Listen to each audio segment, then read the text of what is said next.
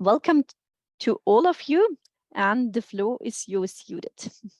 Well, thank you very much, Claudia, for the nice introduction, and thank you in particular to the Wittgenstein Center for hosting this colloquium today. It is a great pleasure to present first results from our survey to so many esteemed colleagues today, and especially I would like to extend a very warm welcome to many Ukrainian colleagues who are able to join us today. So it is a great honor for us to have you with us. I would like to start by saying that also only 3 of us will present results from our survey today. This is actually the work of a much bigger team in the background. And I would like to mention our colleagues Bernhard Renks, Ingrid Setz, and Bernhard Riederer, all of whom contributed substantially to the results of this study. And they are also here, so maybe they can also then join us in the discussion after the presentation. So to give you a bit of background information and contextualization, we are now already in the 7th month after the outbreak of the Russian war of aggression in Ukraine. And so far, there have been about 7 million refugees from Ukraine, really across Europe, mainly in EU member states. The highest number of refugees from Ukraine arrived in the neighboring country, Poland, but also some of them, or several of them, moved further to Germany and Czechia, and then also Austria was affected as a host country, so with lower levels, but still so far we have about 80,000 registered Ukrainians here in Austria. And numbers are indeed again increasing as we've been informed. So this sort of refugee crisis or refugee situation is far from over. And as Claudia already said in the introduction, it's probably a very timely presentation now that we're moving into fall and seeing that so far only a very small proportion of Ukrainian refugees were able to return back home. So the question that really stands behind all of this is who the arriving populations are. And this is something that has gained or has garnered media and public attention from the outbreak of the war. There have already been several initial studies trying to answer that question. Right in the beginning, there were several online surveys that were initiated. Also, we have some insights from UNHCR and other humanitarian organizations. And so far, all the studies that tried to survey the Ukrainian refugee population already indicated that there might be a very high self-selection of those people who made it into Europe, and especially more towards the west of Europe, so that we can see self-selection might indeed increase the farther people move away from the country of origin. And this is also something that emerged as one particular takeaway from our survey. Indeed, this can be integrated in a larger research framework. We already saw in several other forced migration contexts that there is a rather high degree of self-selection involved. So there's this kind of assortative pattern when it comes to forced migration movements, which has to do, among other things, with the resources that are necessary for people to flee their country. In some contexts, very high financial resources, which is something that we found, for instance, in our 2015 survey, where results very clearly showed that people who were able to make their way, for instance, from Syria to Austria, had to invest roughly an annual income for that journey. And this means that there was a high degree of economic selection, and that resulted in rather high educational levels of arriving refugees. Higher educational levels compared with the average population in the country of origin, but also substantially high compared to the average population in the host country. And this is sort of the broader context in which this current survey among Ukrainian refugees is situated. So concerning the current study, we called it UKRAIA as an acronym, which stands for Ukrainian Arrivals in Austria. And there were several key research questions that we tried to answer. The main one is probably quite basic. We mainly ask ourselves, well, who are the Ukrainian refugees that are arriving in Vienna specifically? So we tried to get a fuller picture of their socio-demographic and socio-economic background. One of the main focus points really was on human capital, so formal educational attainment, qualifications that are relevant for labor market integration, but also further skills, like for instance, language levels and so on. And then something I think that is of particular relevance for policymakers and the general public is the return, but also the staying intentions. So do people who arrived in the last couple of months intend to stay perhaps permanently in this country, which then of course has repercussions on, for instance, their legal status, which so far is temporary, or do most of them intend to return home? And so this is another key question that we try to answer, or at least address with our survey. What we did is we surveyed incoming Ukrainian refugees in the main registration center in the whole of Austria. It was in the ATV registration center in Vienna. Formerly, this was where the big vaccinations for COVID-19 took place, and then very rapidly with the outbreak of the war in Ukraine, it was repurposed into an arrival and registration center for Ukrainian refugees. And people got appointments in order to show up there. They had to register there to get their temporary protection. They received a so-called blue card to prove this, to prove their legal status. They also received a financial aid there, or were able to sign up for this. So it was kind of a one-stop shop for all the Ukrainian refugees who arrived in Austria. And you could say from a research perspective, that was rather ideal, because we only had to go to one location in the city to really survey the whole population of Ukrainian refugees that ended up in the east of the country. We chose several modes of sampling refugees there. On the one hand, we used the paper and pencil mode, which was actually very well approved, or it was very well taken up by people arriving. I think this also has to do with the fact that the arrivals had to fill in many other forms as well to register, to identify themselves and so on. And the paper and pencil questionnaire that we used was, of course, provided in several language versions, in English, but in particular in Ukrainian. And then we also, secondly, provided a web-based survey that people could use on their smartphones. For this, we distributed individualized QR codes. But indeed, actually, to our surprise, I have to say, the paper and pencil questionnaire was much more popular than the web-based survey. So people prefer to fill in the forms on paper rather than have them on their phone. And there are several reasons for that. Maybe we can also talk about the sort of methodological insights later on in the discussion. The field phase took place between April and June 2020. So it mainly focused on the beginning of arrivals. This has to do with the fact that even for people who arrived already in late February or in early March 2020, many of them still only got appointments in the registration center at a much later point of time. So specifically, people in our sample are early arrivals from the very beginning of the outbreak of the war.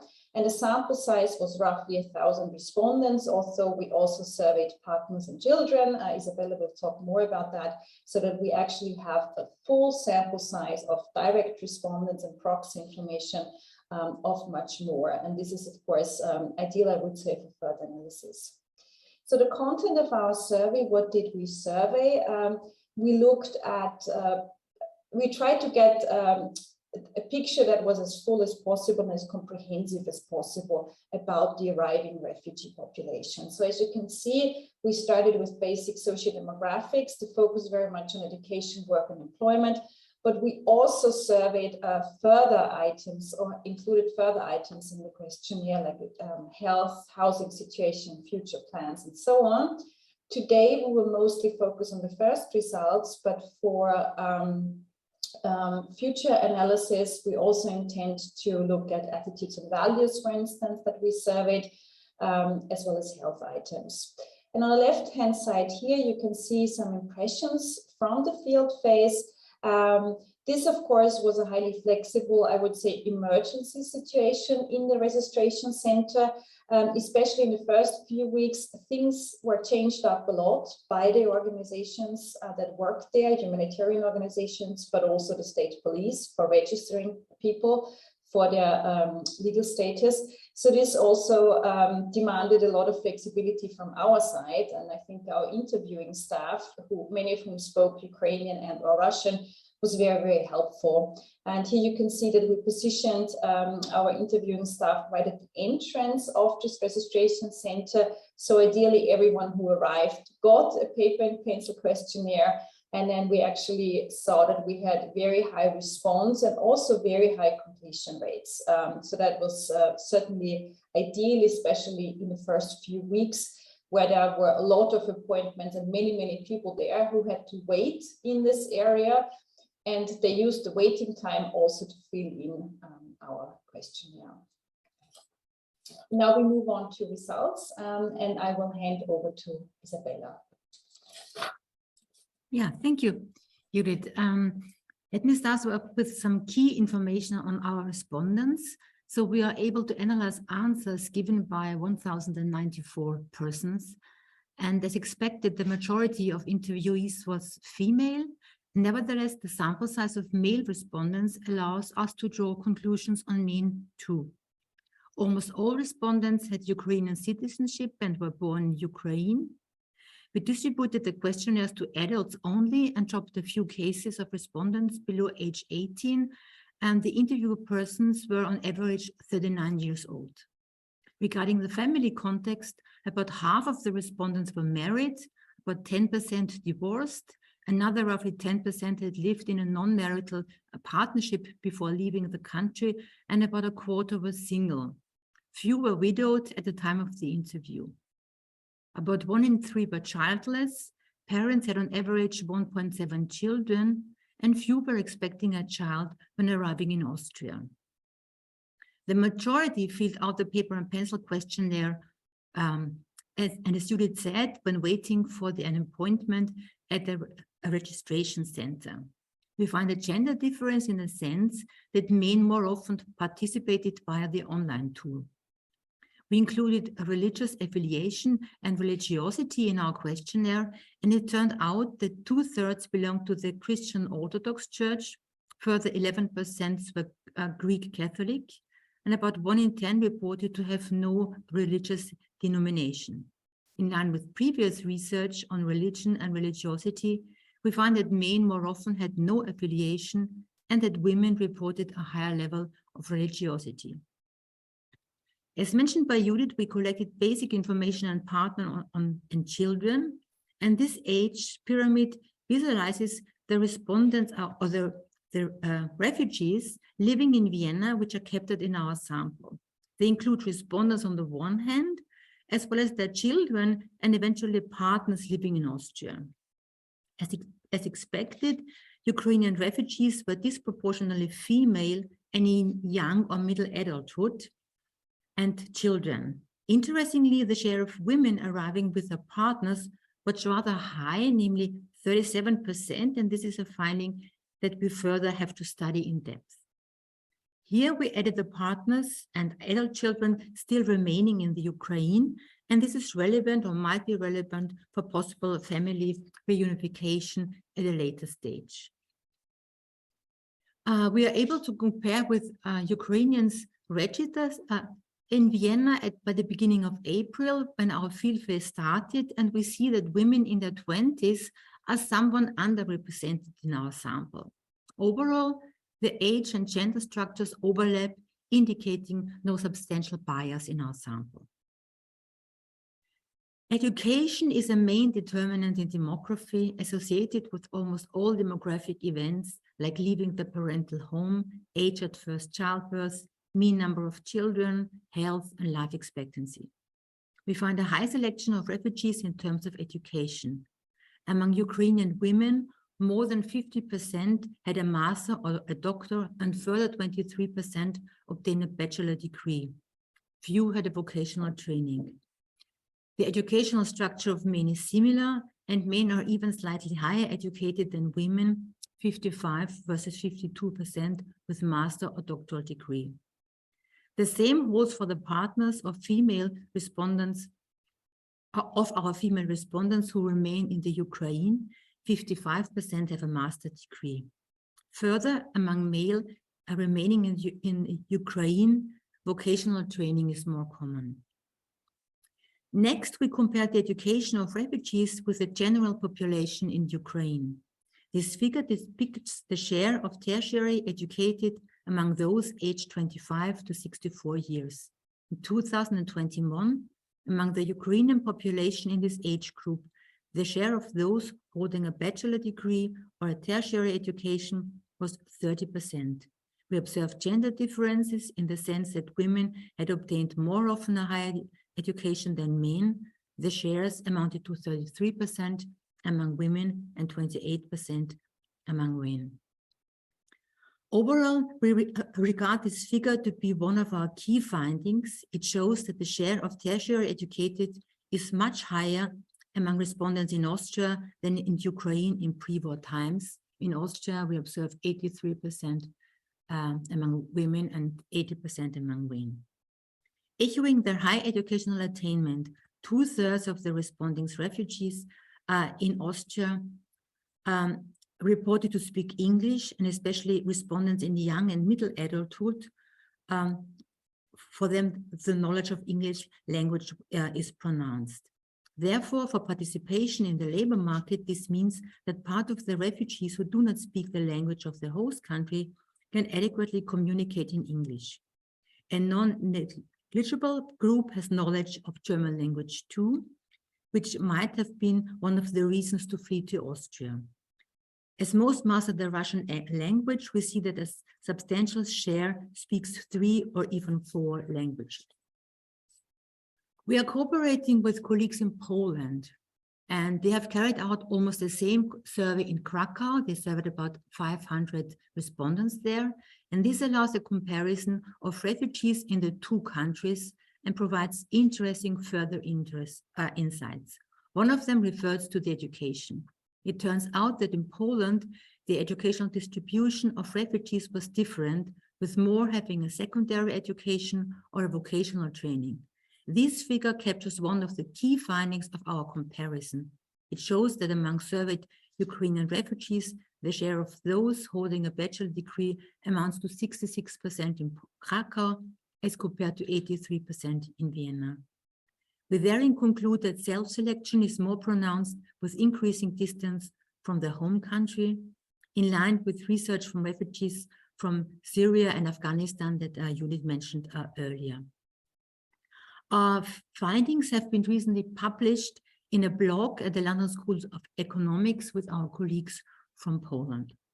Overall, for Western European countries, the inflow of highly educated refugees means that rapid recognition of academic degrees will be key for preventing stark mismatches between refugees' qualifications and the jobs they're ending up working in.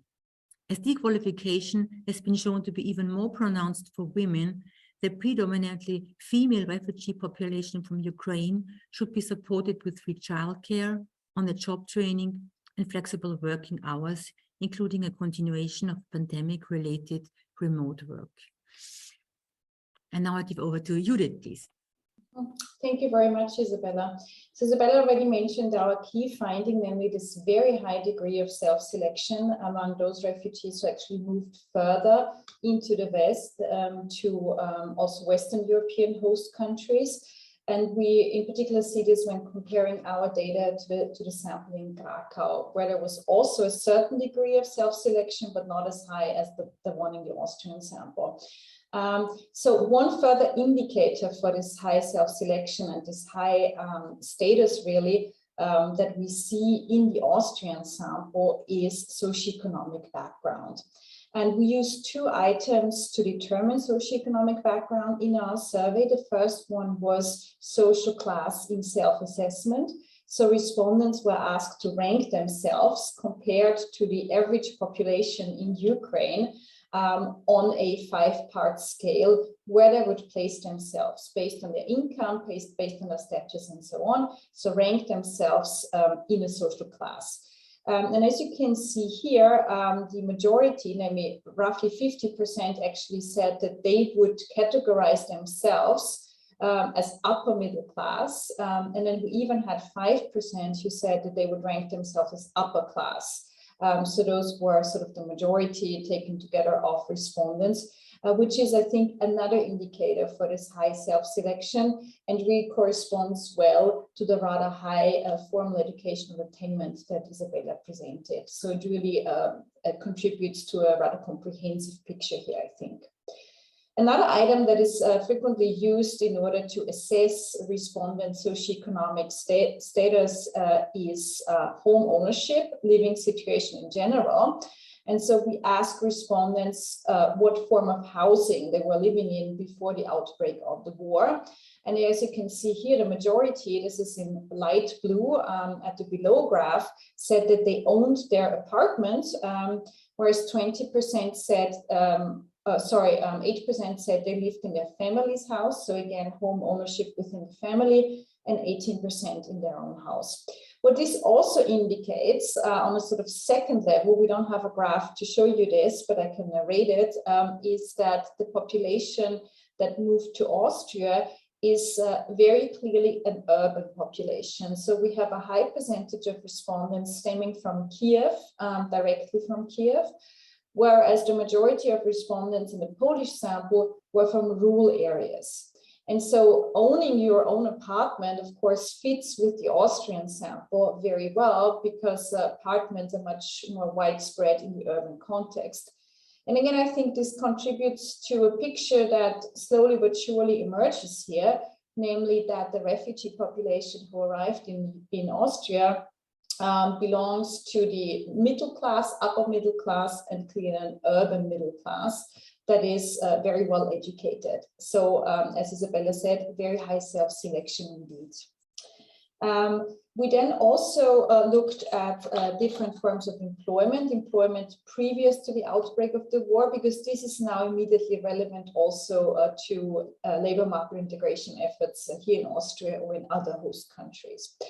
We can see that there was a very high employment rate before the outbreak of the war. Over 90% of our respondents, and many of whom were female, remember, said that they had actively already participated in the labor market at some point in their previous life.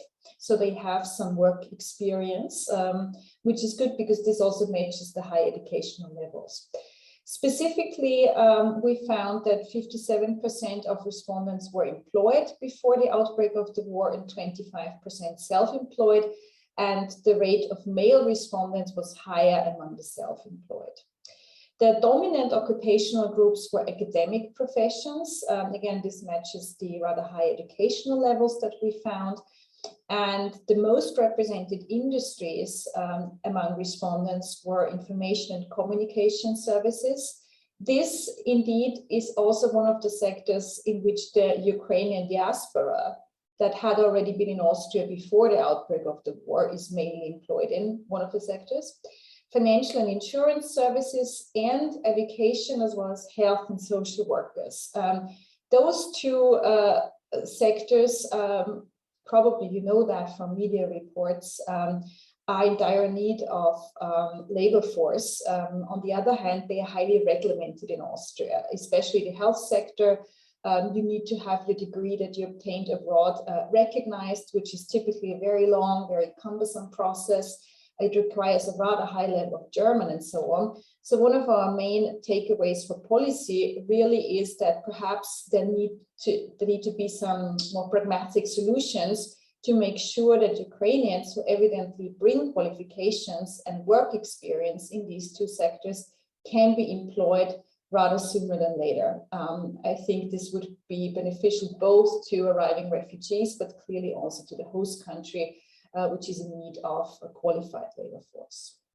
The current living situation was also something that we asked our respondents. So this is something that we asked both in the Vienna sample, which is given in blue here, and the Krakow sample in yellow. I think we can see at one glance very clearly that in Vienna, quite a high share of respondents rented their own apartment. Again, this points to rather high financial resources that they have, that they were able to afford renting their own apartment rather than having to rely on group accommodation or private housing provided by citizens. On the other hand, in the Krakow sample, the main options that were given were that they lived in someone's flat, so they were sort of hosted by Polish citizens or directly lived with a Polish family. So these were the options given. In Poland, we know from our colleagues that the situation now moving into fall is getting much more difficult because Poland actually, on the one hand, supported Polish families who were hosting refugees only for 4 months. And after that, any financial support is supposed to stop. So this is an issue.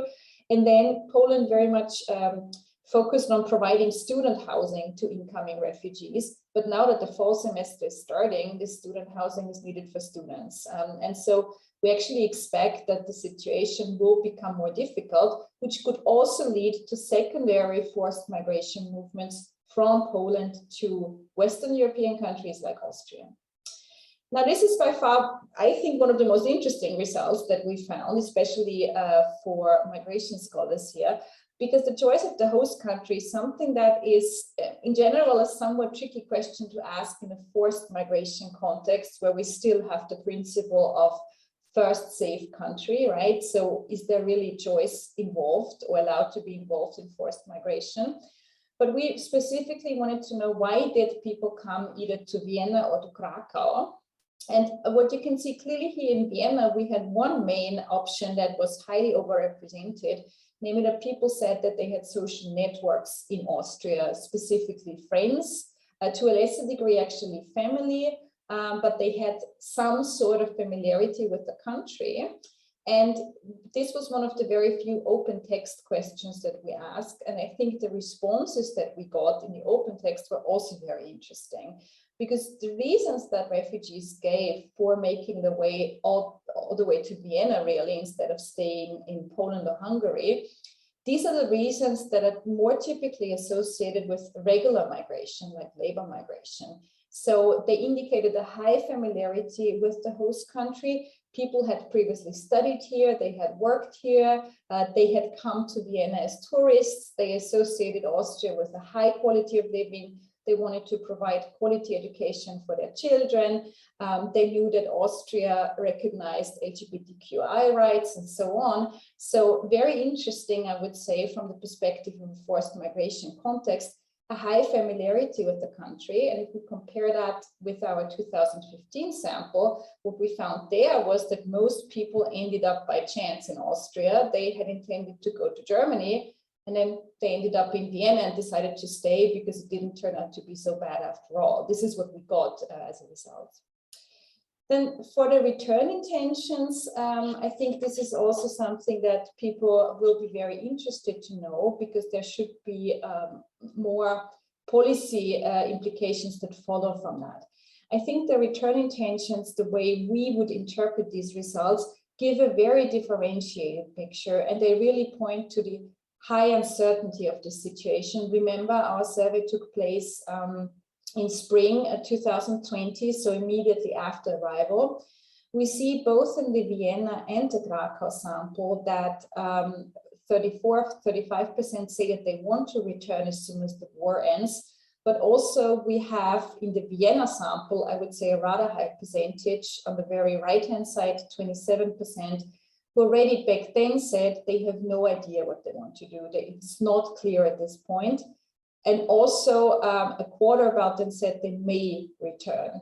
And so it's a very nuanced picture, I would say. And I also think this goes somewhat against the rather popular idea that you find that everyone wants to return as soon as possible. I think this is an idea that is not borne out by the data as such, but rather people are very uncertain because it is a high stakes emergency situation, of course. And I think it also means that we could see changes in the return and staying intentions as we move into the next couple of months. The same holds true for the opposite end, really, for staying intentions. What emerges here is a picture that supports, I would say, this clear and deliberate choice of a host country like Austria, that in the Austrian sample, many more people actually said that yes, they want to stay in Austria, whereas in Poland, a higher percentage is not clear whether they want to stay or either go back, or the second option, of course, would be to move further to the west, a secondary migration movement, really. And again, the question of how deliberate this choice of home country was, host country was, really comes into play here. And so now I would like to hand over to our colleague Olena, who will present some Ukrainian background, also, of course, from the perspective of a Ukrainian demographer. Good afternoon to everyone. First of all, I would like to say that it is a big honor for me to participate in this project with our Wittgenstein team and to be able to share the results of our survey. And I want also to say thank you to everyone who joined this presentation. So, dear colleagues, I would like to introduce you the background trends which lie behind the previous analysis, which was presented by Isabella and Judith. On the left hand on this slide, you can see the map of Ukraine, which demonstrates origin of respondents. In our survey, respondents took part from all over Ukraine, which corresponds to the situation of the war in Ukraine in February-April 2022. As we know, on February 24, Russian attacks and airstrikes took place in almost every Ukrainian region, and this has resulted in forced displacement of Ukrainians from all over the country. Having a closer look on the map, we can see a high number of respondents coming from Kyiv city. It amounted to 30%, and lesser numbers, but still almost twice as high as average, from other 5 regions, which are highlighted in dark pink colors. Those regions correspond to the allocation of GDP per capita and density of the population before the war. In addition, it corresponds to the number of students and the concentration of higher education institutions. On the next slide, we can see the demonstration of the correlation between GDP per capita with respondents' origin and between respondents' origin with the number of students. As Kyiv city is different compared to other regions because of its special status and concentration of population and capital, it is useful to see the behavior of the rest of the regions without Kyiv. On the second row, you can see here the graphs without Kyiv. As you can observe from the graphs, the correlation remains positive. Next slide, please. For comparative reasons and in view of the results obtained by the survey towards extended social network of Ukrainians in Austria, we requested data of State Border Service of Ukraine about the number of Ukrainians who had crossed the border before the war. The aim was to compare it with the current number of Ukrainian refugees in Austria and Poland. Those data show a growing dynamic until 2019, with a sharp decline in 2020 due to COVID restrictions. And we can also see the last available numbers in January-February 2022, before the war. On the next slide, you can see an essential increase of Ukrainian students abroad in the past 15 years, particularly in Austria, which also corresponds to the extended network of Ukrainian refugees, according to their responses in the survey. And on the last slide, you can see the conclusions of our findings in terms of the high self-selection degree of Ukrainian refugees. Please look at the dimensions which demonstrate their high level of education, labor market activity, and financial means compared to the average numbers in Ukraine. For example, 82% of the respondents reported about their previous employment. By comparison, this figure exceeds the Ukrainian employment rate by 30%. 25% of those Ukrainians have been self-employed. 43% are academic professionals. 20% were involved in ICT and financial sector jobs, which require higher education, advanced skills, and provide with higher income levels. We can evaluate the financial stability of the respondents by looking at the numbers in the next row. like property in Ukraine, as 84% of the interviewed persons are the owners of their apartments and houses in Ukraine, as it was mentioned by our colleague Judith. Deserves an attention also a number of 60% of Ukrainian refugees who can bear the cost of rented apartment in Vienna, which shows their financial ability to pay.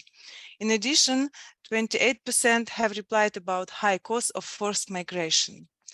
Remarkable numbers also demonstrate high education skills of Ukrainian refugees in Austria, 83% instead of 30% of bachelor degree holders of Ukraine. Also, you can take into consideration prominent foreign language skills of Ukrainian refugees in Austria. All those dimensions are strengthened by the extent network of friends and family members demonstrated on the bottom cell on this slide. Therefore, these results, together with high indecisiveness about future return, can be considered as loss of human capital. It poses an increasing threat for the Ukrainian future and development and requires structured policy interventions. We cannot know now how long the war will last, but it is necessary to think now what mechanism we need to develop for the return of Ukrainian refugees to their homeland, to turn the process of brain drain into the process of brain circulation. For Austria, high labor market participation and education levels of Ukrainian refugees point out at massive intellectual influx, which constitutes a strong asset and requires implementation of support integration policies. In conclusion, we shall try to ask ourselves a question: what are implications for the future and how we should address raised challenges? Achieving this aim will be possible in a strong cooperation between countries. For example, Ukraine and Austria together can achieve common goals by sharing technologies, knowledge, and research in order to encourage people to return. Thank you very much for your attention. Thank you so much to all of you for this really, really interesting and very important presentation.